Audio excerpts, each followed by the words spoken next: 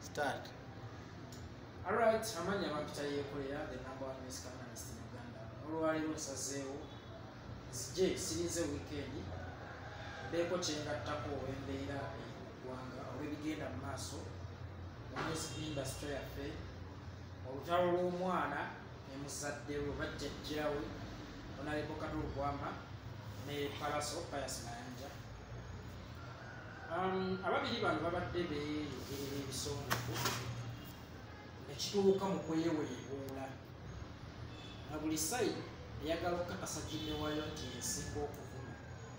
Nze nno saakisanyukidde ng'omuntu awa Honorable Katulu Gwama ekitiibwa n'okumenya ngenda sooka kuteeka ekuye.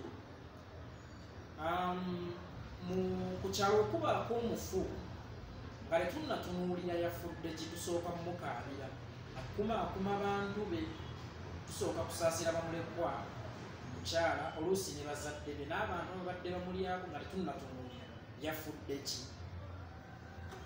Naye Honorable Katulu Gwama bw'owulira nti Palaso bamukubye waalisoose kubeera muzadde n'ogamba nti omwana yabadde atufudde kuba n'ebiwundu bambi abirina ate onnagiyita stanti yaawe kuleeta ebiwundu. Nze nalowooza nga tetunnatunuulira Palaso bamukubidde kyo oba bamukoze ki, twalisoose musaasi kuba ekitofu kiri nti bamukoze ki, bamukubye. Ng'omuzadde walisoose n'okubira omwana essimu n'omubuulirira bw'aba yakolera amalala ewatali, kuba Palaso yewa amalala ale talina mpisa togere mazima amatuufu. Naye ate okujja mu mawulire n'olaga nti oba yeekosa oba baabyose ne bamukuba kikyamu, kubanga era ggwe muntu omwana oyo bwe wayalifudde ng'omukulu waffe mu art gwe waalisoose tusaawe nteba okwaniriza omulambo oba ku National Theatre era waalisuzeeyo. So nze nalowoozezza nga tonnayingira munda nnyo wa nsonga eyo oba bamukubidde kyo oba bakaasajja oba ki, waalisoose n'obamwaka ekizadde n'omusaasira. Ekirala Honorable ffe ndowooza nga bwe kiri nti omuntu yenna alina byakoledde awo wonna waaweerereza afuuka legend. Honorable Katulu Gwama mu music oli legend oba mu art sijjaga mu music wonna oli legend, naye ekitiibwa kya legend kigenda kukuvaako. Buuza lwaki omuntu bw'abeera Honorable ng'abaddeko mu Parliament oba ekisanja kino ne bw'avaayo asigala Honorable, wabula bye yeekolaakola eyo bisobola omumuggisaako ekitiibwa ky'oba Honorable. Omwami Kato ogufudde omugano ogw'okwogera obubi ogw'obutaba nakawoowo mu kamwa, weewaawo oluusi byoyogera biba bituufu naye bino ebintu bibanga mmere, nti emmere Serena gy'efumba ne bamannaaki asobola ogifumba eri wansi. Serena netunda emitwalo 10, mamannaaki n'atunda 3,000, naye ng'ate ojja kwesangira mamannaaki esinga n'obuka, naye packaging eyawula. Packaging y'Honorable mbi, tosobola kuwabula nga temuli kuvuma mu bigambo. Olulimi lwo eva lwa busagwa, toyina lulimi lusikiriza muntu kuwulira kiddako, wabula olina olulimi olukako omuntu okuwulira ekiddako yanvumye ki mu maaso eyo.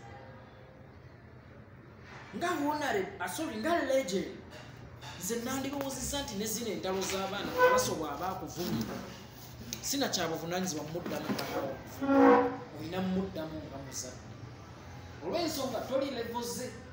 Naye simanya kifuba ky'abavubi, simanya akatwe kamulinga akagoma akakadde. Can you imagine oli Honorable ate n'ekirala oli taata mu art, myaka 3 si mitono Kato gy'omaze mu art, tosobola kukkiriza kuza lugoye lwolweru nolwanika mu ttaka olwakalenzi kano akato.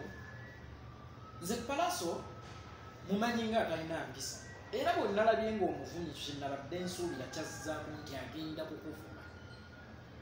Ate leero sigenda kumunenya nga bulijjo bwe mbadde munenya, kubanga ng'okyalina ebiwundu nga ne ku 7 olina okumira empeke omale n'okukunyiga bakunyige ate n'owulirayo omuntu ajja asanyukira mu bulumi bwo munnange kikwasa ennaku kibanga kusekerera mulwadde wa siriimu oba omuleeta ennaku so palasonze leero sigenda munenya bannange mwejjeereza olw'ensonga nti ne honorable nga taata teyakoze mulimu gwe taata yalibadde ayita omwana nti apalaso kino kikyamu naye bino ebintu byemukolakola mujja kukomekkerera mu nti bw'omuddako n'omuvumira ku tv n'ogumusalira kikyamu teri amanyi nsonga yakubya palaso weewaawo naye mu statementi ze mulimu ebirumira naye ng'ekikulu bamukuba si nsonga omuntu oba afudde atya oba afudde atya bw'afa tukaaba oba afudde bakaabasajja oba afudde kabenje oba afudde mukenenya ale tulinasooka kumusalira tusooka kukaaba so mwami honorable katolubwama siri musanyu n'ekikolwa kyewakoze ekirala lekeranga nnyo okwekkakkanya okujja mu ntalo z'abaana abaana bagenda kukuswaza bagenda kukwambula ekitiibwa ky'owa legend n'ekyowa honorable bakikwambule amannya zeekolera music analyst tusinkane ku weekend ate nga tulina ekira kyetwongerako